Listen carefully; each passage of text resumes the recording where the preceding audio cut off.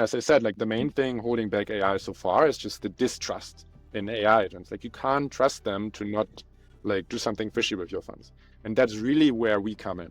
Like we tell you, hey, like you can save money by just automating all of this. You can save a lot of like manual work by automating all of this. You can even reduce like risks and potential of error by automating this. But you still have the peace of mind that like nothing bad will happen with your funds. And that's like a really strong promise to give to these asset managers. And we're doing this on Sui on a blockchain. And that's just incredible. You couldn't do this on any other blockchain. So yeah, to answer your question, like in the end, we just picked it because it was the best tech. Hello everyone, welcome to Just the Metrics podcast. Today we have Justin from Aeon with us. Aeon is the first ever AI-powered asset management platform for managing digital assets for sophisticated investors and institutions. So welcome to the podcast, Justin. How are you doing? Thanks so much for having me. I'm great. How are you? Great. And before we go into the details of Aeon, could you talk a bit about your background and how you and your team came to the idea behind Aeon and what is Aeon? So could you talk about that a bit? Sure, for sure. Yeah, so maybe as a matter of intro, just super quickly about me. Yeah, I'm like a Web2 developer by background, I guess as most of us are. And then at some point I looked into crypto, but then like from the outside it looked a bit scammy. But then I did like an online course, really understood the tech, got like fully hooked by it. And then like went all in, started going to like different hackathons and conferences. I guess it's like the typical Web3 developer journey. And quite quickly, also given my, I guess, general ambitions, I wanted to like build something in the space because I feel like, I mean, there are a lot of people like, I don't know, a lot of people just there for the price action, but I like really like, I got in because of like, I don't know, getting convinced that this is the future of like decentralized finance or the future of finance, which is decentralized finance. Anyhow, so yeah, teamed up together with my co-founder, Alex, and we set out to especially solve problems in the multi-chain space. Because like a problem which just arose in the last couple of years is that you have like all these like different blockchains emerging, and it's just getting super complicated and manual to manage assets, especially across these chains. And we, I guess, also very typical for a startup, started out with like a completely different idea, but ultimately ended up talking to the Ika team. Got really convinced that they are building the future of interoperability. And then we started basically like exploring like ideas with this assumption in our mind that Ika will become like prevalent for these use cases. And that's how we started talking to our like investors from our pre-seed. They like invested mostly in us as a team. I mean, back then we were working on like BTC lending, so a very different idea. And then talking to them about their problems, talking to other potential customers, we ended up seeing that especially around like managing assets, like just the pure, like everything from like custody to then using them across different chains. There's like a huge opportunity of just streamlining this. Because that's also probably we'll touch on in a bit later, but because like right now or so far, building like a digital asset management solution from the ground up has been like prohibitively expensive for most teams. And now with Ika, for the first time, this is being commoditized and everyone can build like a digital asset management solution. And that's why we can like really innovate on a lot of the existing players and can bring as our key innovation, AI agents into the mix to manage your assets.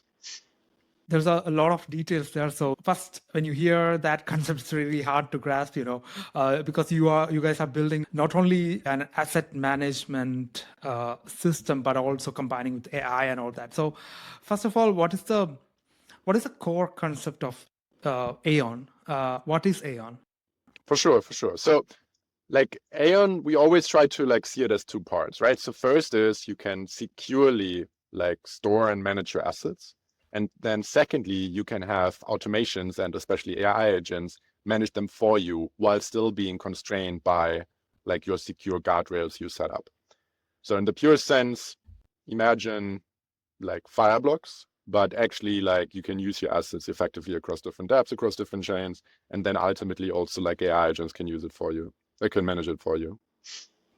So in a sense, it's a platform, it's an interface where people can interact with all of the assets in the blockchain space without having the need to use complicated bridging procedures, and in a sense that it's like basically a trustless system. Exactly. And the key point here is on like removing complexity and like all out of this like manual handling of assets, which is like naturally very error prone. So it's like way more than like a pure institutional custody solution. Like we like to pitch ourselves as like the JP Morgan of crypto, where we would help you like store your assets, but then also like manage your assets effectively, or have it be managed by AI, which we think is the future of asset management. Yeah. And usually this asset management, especially when it comes to crypto, which is it is complicated. It's you have like a lot of overhead, regulatory overhead, and managing somebody else's fund is usually like it comes with a lot of complexity in laws and regulations and all that.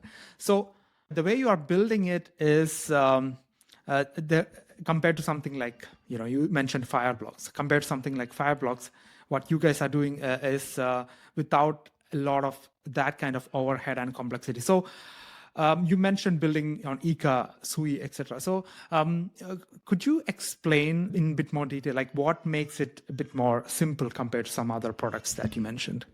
For sure. I mean, compared to, I guess let's pick Fireblocks. Compared to Fireblocks, well, before we actually go to this, just super shortly about like a bit more like the architecture of Aeon, right? I think that's really important for context.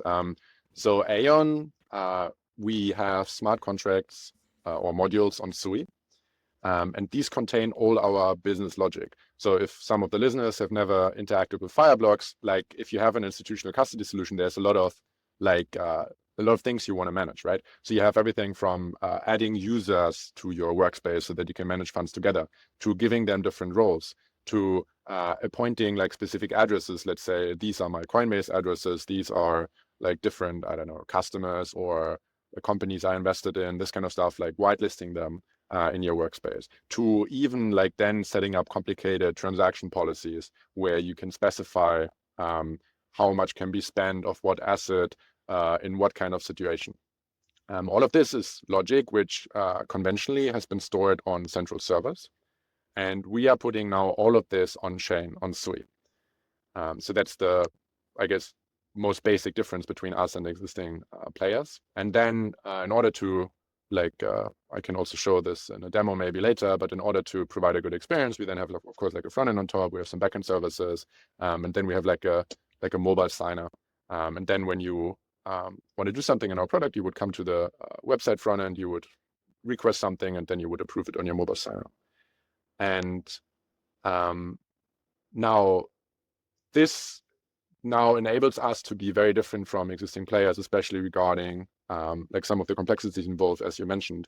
So using Sui and using Ika, we didn't have to think about any cryptography. So all the cryptography is handled by Ika completely. So there's nothing, like we didn't have to come up with our own algorithms. We didn't have to get anything audited, of course. So that's like a lot of complexity gone there. And then secondly, as all our business logic is on-chain, and all our like logic, which previously was stored on a server, is now like bound by the rules of the blockchain, by Sui. We don't even need to like audit or this kind of stuff for our backend services. We don't even need to like somehow have our users trust our backend services because everything's on-chain. Again, removing some like black box magic there and some potential like risks from the services, because everything's open source, everything's on-chain. So on our end, there's not really anything we could do to do something with your funds. So exactly. 2 points where we remove complexity, the MPC part, and just the additional overhead of running everything on a server and having to like prove our customers that it's secure. Oh, yeah. So all that removes that kind of overhead, in a sense that you have like a very super focused small team. That team could do something like this without all that overhead, right? For sure. I mean, so far we raised the pre-seed only, 900K. We are 4 people right now, and we just onboarded our founding engineers like very recently. And we basically have built a better product than Fireblocks, to be honest. And again, like custody is just the starting point. Like now we've been going a lot into like the actual asset management part, and also now starting to really integrate first AI agents. And that wouldn't be possible with the Fireblocks model.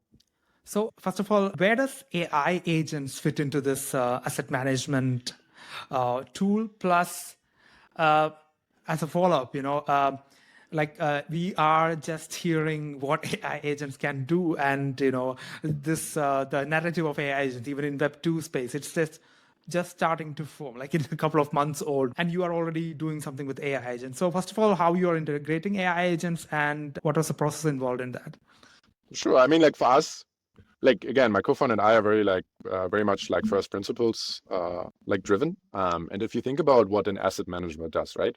Like an asset manager is paid a lot of money to manage other people's money. And the only reason they're paid that much is because they have a lot of responsibility.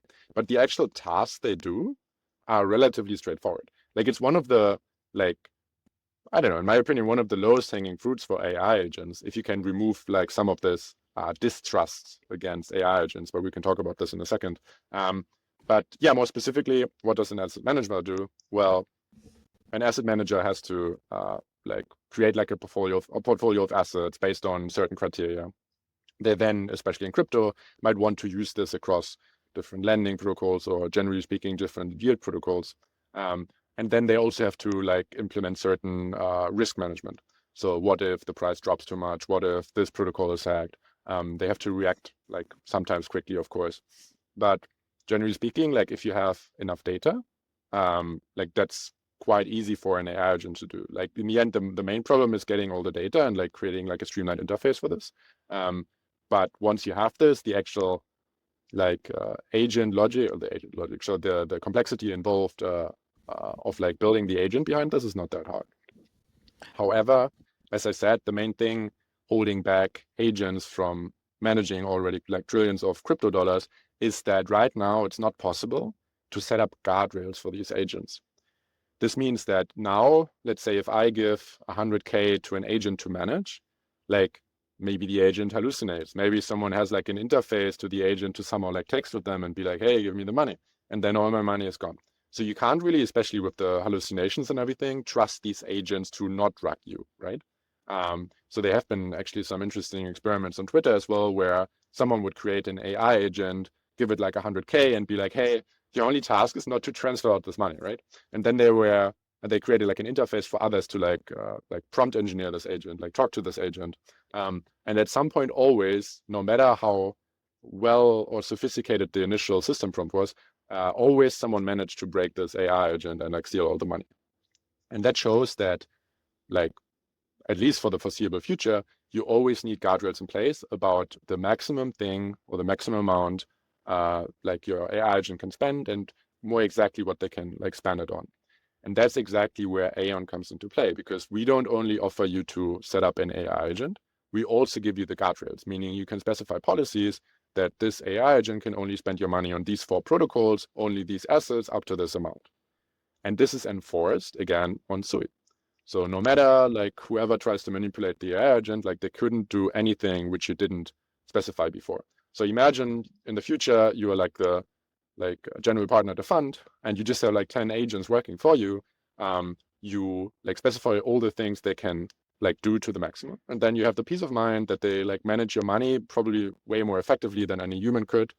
But they still could never wreck you, even in the worst case.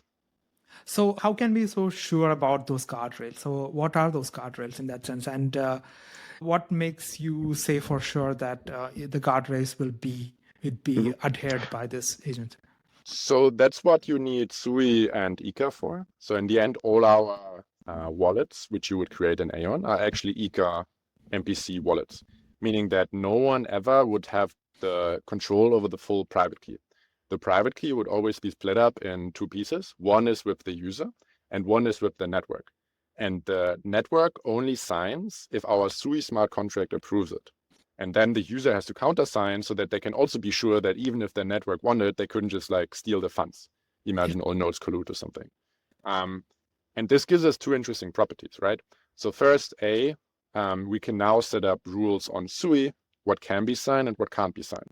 So for example, we could say as a policy, you can spend up to 10 ETH, right? So it works across all chains. And then we basically, when the user wants to sign a transaction, they would do a transaction on Sui to be like, hey, I want to spend 11 ETH. And then we would basically like parse this transaction byte load and then would say, hey, this is 11 ETH, but your policy only says 10. And we would reject it. And the network would never sign. So they couldn't generate a valid signature. And that's how we have like ultimate guarantee that even if the agent would want to do something, they couldn't, they would have to like collude together with the whole Sui network.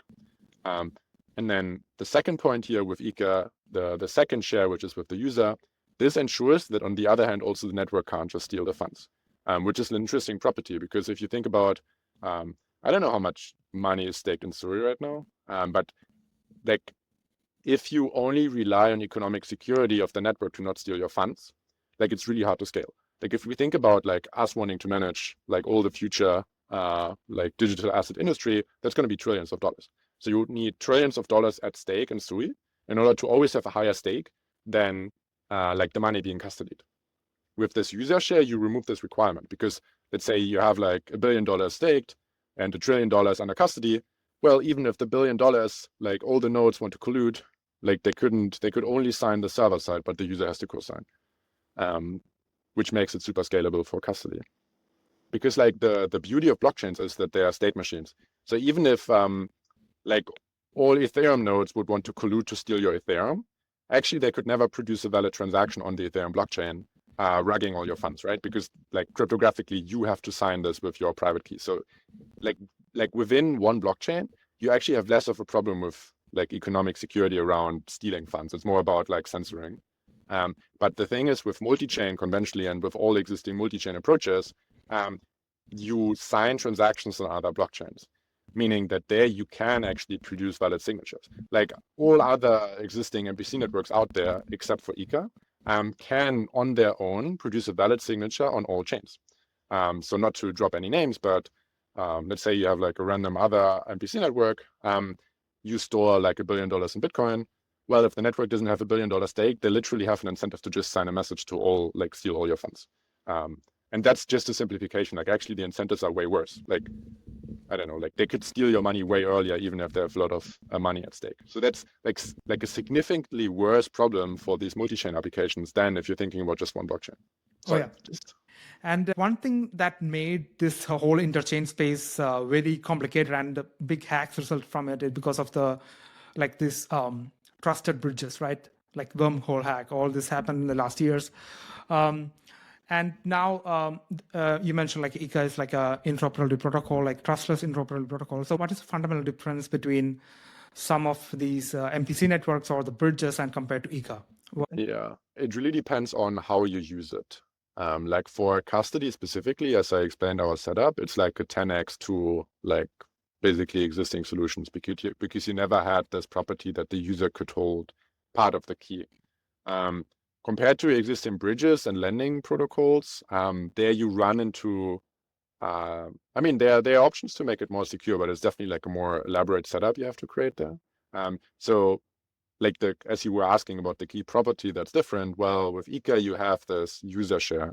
And for example, let's say with a bridge, you could see a setup where the network together with someone else has to authorize any transaction, which is already better than just having the network. Because let's say you do the network and the user share is with the protocol actually running the bridge, then already the protocol running the bridge would have an incentive not to give out this user share. So you can come up with some setups where it's more secure than existing bridges, but it requires some careful planning. I feel like Ika's core strength is really in innovating in some of these core designs we've seen so far. Like for example, for lending, like there are some interesting ideas around peer-to-peer lending, which you can make completely trustless with Ika, which you couldn't before. So maybe now would be a right time to do the demo of Aeon and maybe also showcase the AI agent properties. For sure. Okay. Yeah, I guess you can see this. Yeah. Okay, cool. Yeah, so I'm already logged into an Aeon workspace here. I'm logged in with my MetaMask. So compared to like a lot of existing solutions, you don't have to like sign any contracts or like dox yourself even. You can just like sign in with MetaMask. Alternatively, we also support Misten Labs CK login so that you can log in with Google. Then here you can see an overview of your like accounts and assets. So for example, in my case, I'm a small VC. I might have for my fund one, I might have one account for my liquid tokens, where here we now see like some Sui funds, some Cosmos funds, some Ethereum funds. Currently, Aeon supports most EVM chains, most Cosmos chains, Sui, Bitcoin. We are just about to add Solana, and we're also adding Aptos afterwards. But in the future, of course, we're adding way more. And then we can go to the transactions page, where I can see an overview of what I've done so far. For each of these transactions, I can also then see exactly what happened here, like who I interacted with, and then the like effects and estimated gas. And then most importantly, in the settings page, I have my policy, where I can now specify transaction policies of, as I explained, the limits of what kind of stuff I can do or other people in my workspace.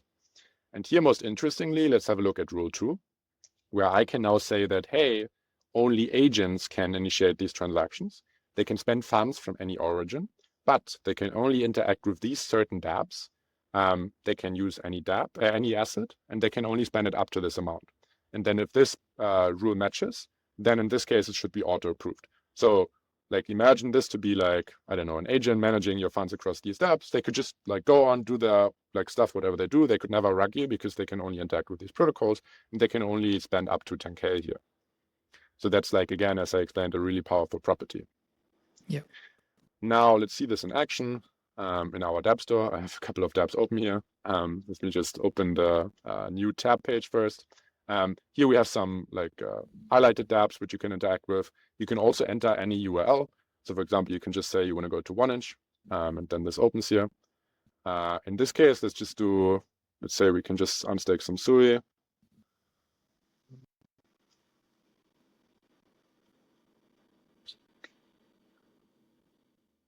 Yeah, so I can just say I want to unstake Sui, and then when I click on this, we have this overview opening where now I can see the estimated balance changes, the gas fee, and now this is run against the policy engine, where now the policy rule that matches determines its outcome. So in this case, it's auto-approved. When I now click on confirm, we actually request a transaction on Sui. But again, like the user doesn't even need to know about Sui because Aeon is sponsoring for it. So we have customers only active on Cosmos chains, and they still interact with Sui. And You now, are leveraging the sponsor transactions. exactly, yeah, exactly. And now this gave me a transaction request on my mobile signer. Okay, struggle making it smaller. Okay, there we go. Where now I can click on it. Again, I see more details about the transaction, the balance changes, and then I can click on sign. And now this does two things. First, it signs it with the user share, which in our case is stored in the secure enclave. And then it sends it to Ika as the signing provider, and then it's being submitted on-chain. And now the dApp also, as you might have seen, just refreshed. And yeah, now it's unstaked. I can also see this transaction again in the transaction page. Give it a refresh, and then I can see now this has been finalized already. Sui is super swift, and I received my Sui. And you were asking about the AI agents. So here again, this is something we're currently working on. So this is just a demo. Everything else you've seen so far is already in production and used by multiple clients.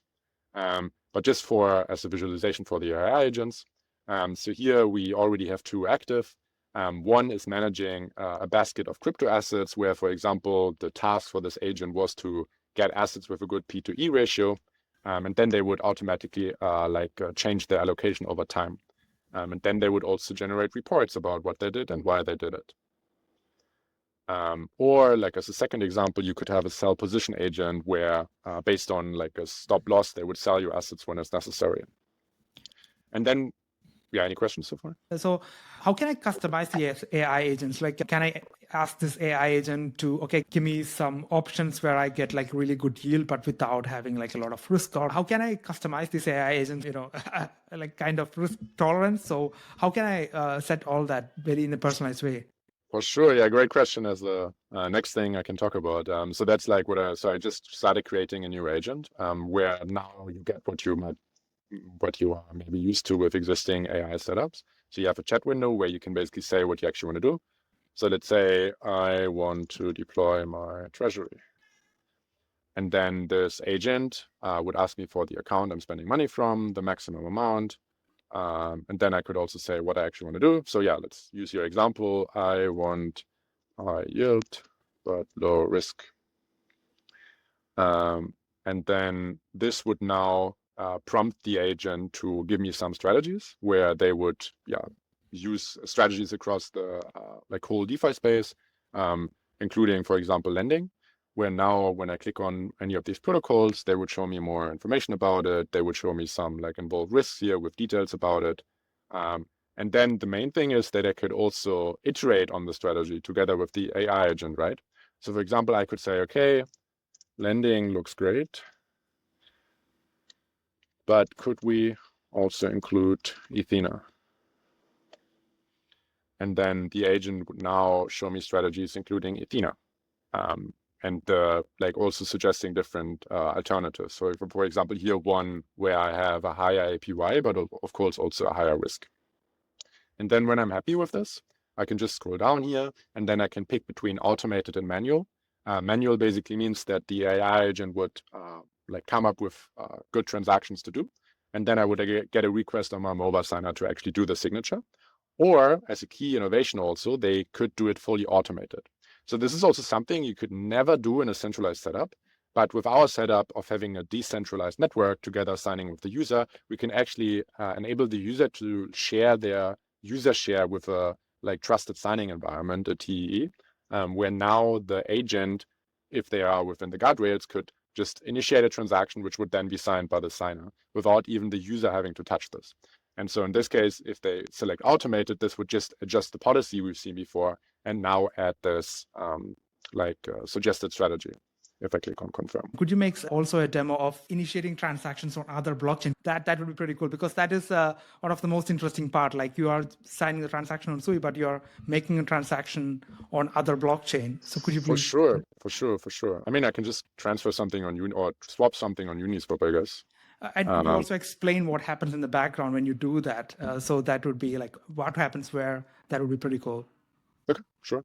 So let's say I want to swap some ETH on Arbitrum. 19 cents. Let's buy some, what do I have? Let's just buy USDC. Now, when I click on review, swap, this now again triggers a transaction request here. We simulate the balance changes. This now, when I click on, this now is run against the policy engine. In this case, I don't have any policy engine set up. Any policy rules set up for this specific dApp. So I have to approve it by one user. And then when I click on confirm, again, we actually request the transaction. And this is now added to our stack of transactions for people to approve. So let me just, okay, not fresh enough.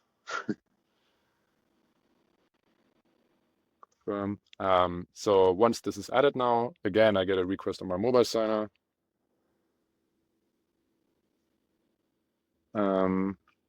Where now I see a transaction proposal. And then maybe interestingly here, this is now a different stage we're in compared to the Sui scan transaction, because here it's still pending approval.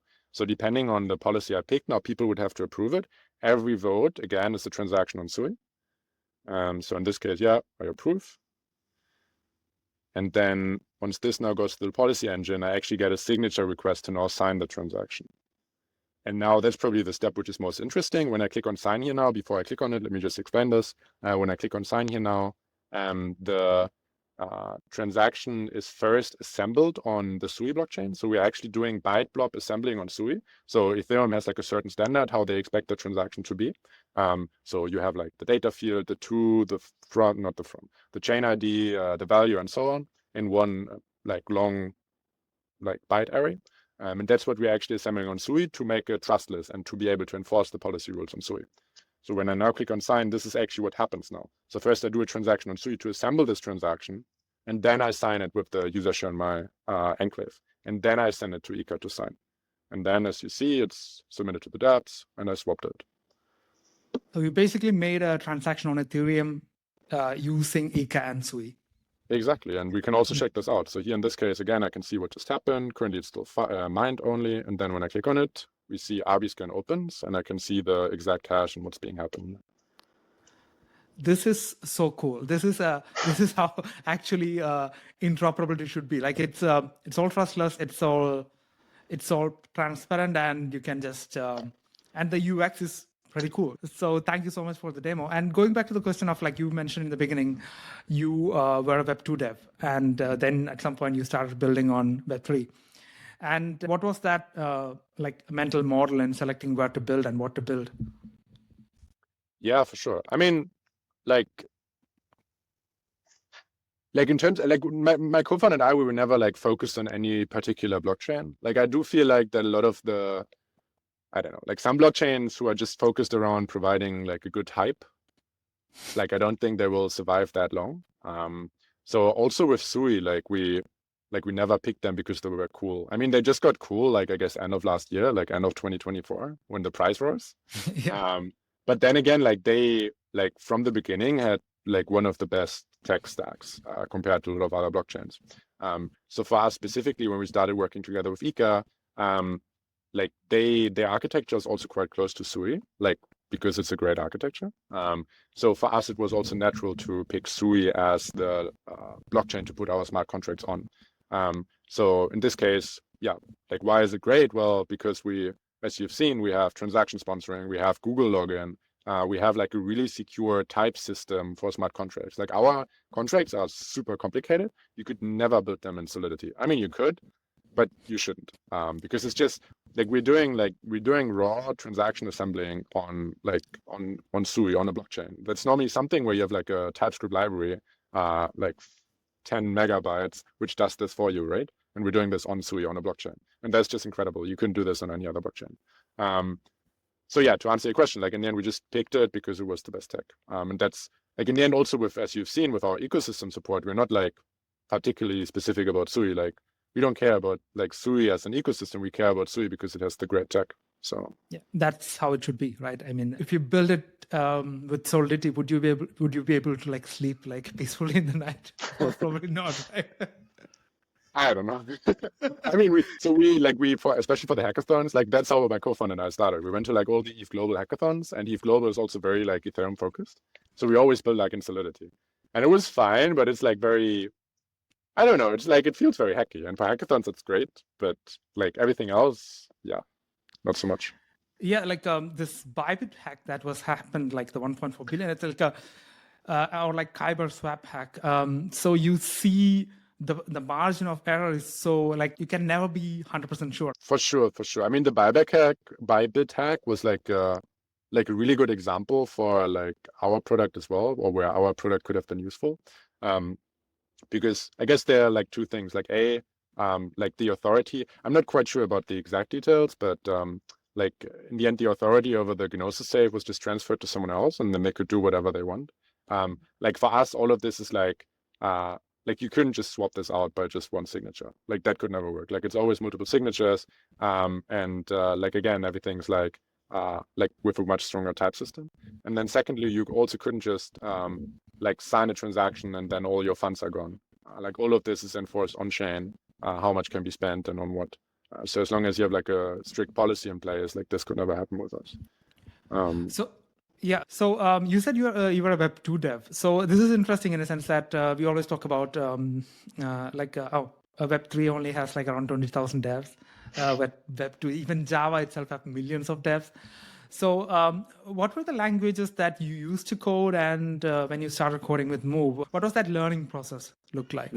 For sure. I mean, like traditionally I was more on the front end side.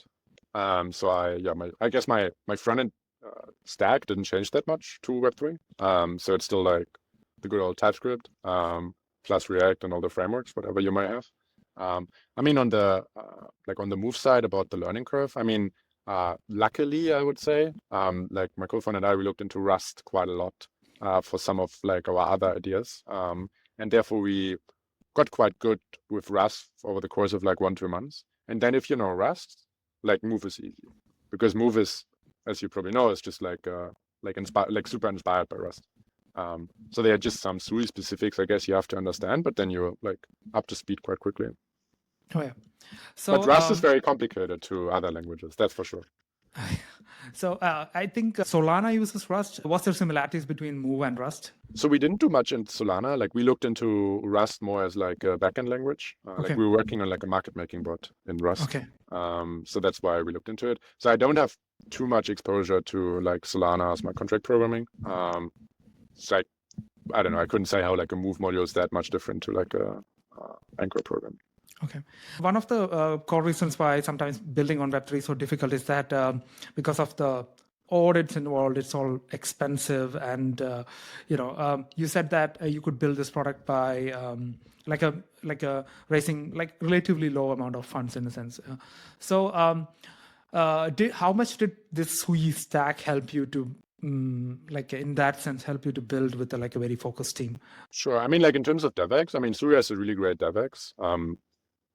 But I wouldn't say it's that much better than other ecosystems. I mean, like generally speaking, like Ethereum, like with all their SDKs and everything, also has a really good DevEx. I mean, Ethereum is just the problem that you have like, I don't know, a lot of different versions, and then picking like the best newest tool which actually works is pretty hard. But generally speaking, it's also good. Like for us, really, the main thing was the tech, like the different features they have. As I said, like ZK login, or the gas sponsoring. But more specifically, what I also mentioned or didn't mention so far is like the programmable transaction blocks. We're also dropping an article about this soon. But like we do a lot of commands in one transaction. Like programmable transaction block allow you to like chain transactions together, right? So we can move a lot of our boilerplate logic off chain and then only keep the core critical functionality on chain. And that really also like made our contracts more lean than, I mean, they're still very heavy, but still more lean than what otherwise they would have been. And like in total, for example, if you create a new workspace, we do like between 100 and 200 commands in one transaction block. So this would normally be 200 transactions, but it's one with Sui. Yeah, I think PTBs has an upper limit of 1024 or something like that. And it is like composable, it's like atomic in the sense that it executes in one single transaction. And if you look at the Sui Block Explorer, it's like most of the transactions are like PTB transactions, right? So it means like for developers, it's very useful. Yeah, I mean, it's the default right now. I don't think you can, like the SDK doesn't even offer to do a normal transaction anymore. Okay. Oh, yeah. So how much does that kind of composability helps you in the sense that if it was not so composable in the sense that, okay, you cannot connect all these kind of commands in one single transaction, how complicated it would be? I mean, way more complicated. Like, for example, the policy engine, right? Like, in the end, it's one big Sui, like move struct, like where you have like a vector of rules, and each rule has an initiator, an origin, and then, for example, for the actions, we're utilizing enums, which is like a new feature in Move as well, where now we have like the actions can be either any, or it can be a vector of actions, and then this action again is like a stacked subtype. And to create any of these atomic like structs, or the like moves, or the enums or the structs composed of them, like this is always one simple function call. So create any action, create dap into action, this kind of stuff. So this is always like one function call, and we would basically have a PTB, a programmable transaction block, where the first command would be, hey, I want this specific action, then hey, this should be wrapped in this enum, this should be wrapped in the policy struct, this should be requested in a config transaction. And each of these is one command. And the chaining together we can do off-chain. Cool. So going back to the topic of AI, so it's still very new, like the concept of AI agent and all these vertical agents. And so from an asset management perspective, where do you see it moving? Like, you now you are using this property. So how do you see it evolve over like maybe next 2 to 3 years? Yeah, I mean, honestly, no one is using AI right now for asset management. Yeah, exactly. Because you're the first mover. So like within the next 2-3 years, I do think, like, I mean, of course it starts small, but I do think a significant portion of funds will be managed with AI, which we hopefully will help with to a big extent. And again, as I said, like the main thing holding back AI so far is just the distrust in AI agents. Like you can't trust them to not like do something fishy with your funds.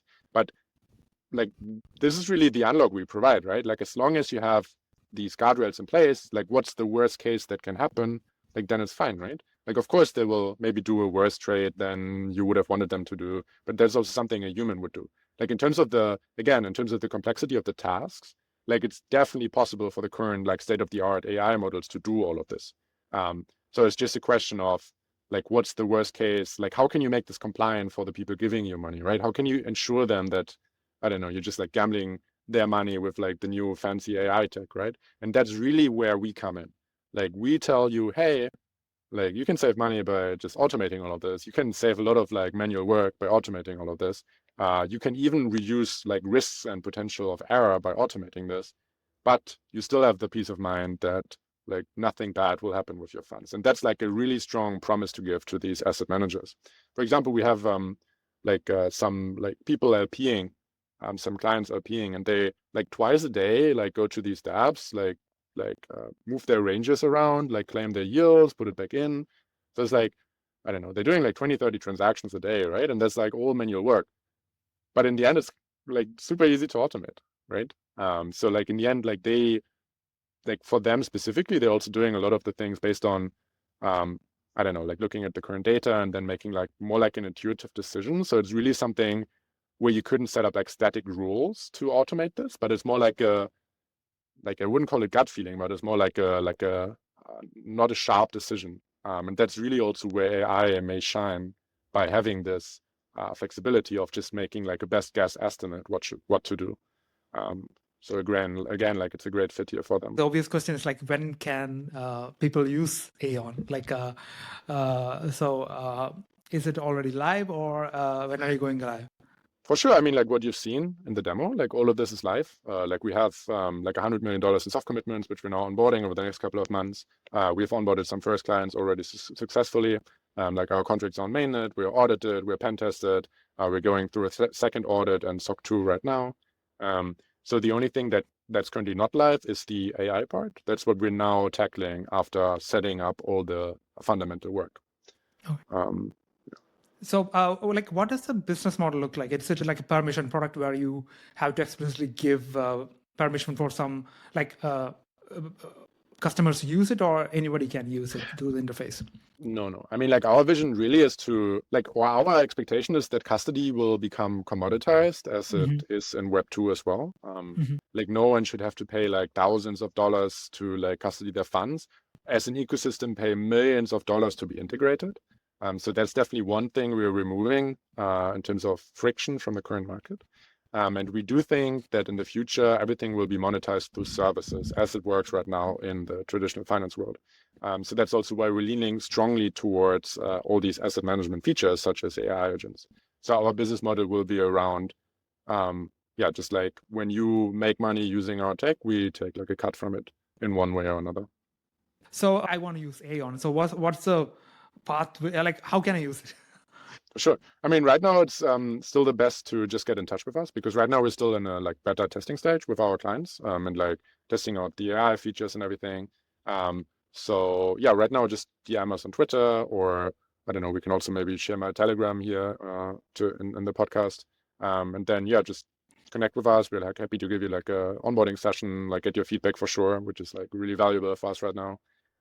But then again, like quite soon, we're also going to open this up so that you don't need the whitelist anymore. How can people reach out to Aeon, your co-founder? Yeah, I think the simplest is Twitter. So just DM us on Twitter. But then otherwise, we can also like share my Telegram, and then people can also reach out to me. Okay. So a last question, like apart from Aeon, this amazing product you're building, what other protocols really excites you? Like you think, oh, this is really cool. People should check it out. Yeah, for sure. I mean, I guess the obvious answer is Ika and Sui. I mean, these for sure. I'm also like, I'm a big fan of the whole like Mysten / Sui ecosystem. Like also Walrus is great. I mean, other than this, like a lot of the other Ika projects are great. Like Native is building some really cool stuff. And yeah, other than this, I'm spending my time mostly looking into our stuff. That's how builders should be. So this was a fantastic conversation, Justin. Thank you for taking the time. You guys are building like really cool stuff. So can't wait to check out Aeon. Thanks so much for the great questions, and thanks for having me. Great chatting. Bye-bye. Bye-bye. Thanks for tuning in. And before you go, please hit that like button and don't forget to subscribe to our channel for more updates and insights. Your support is what keeps these videos coming. So see you in the next video.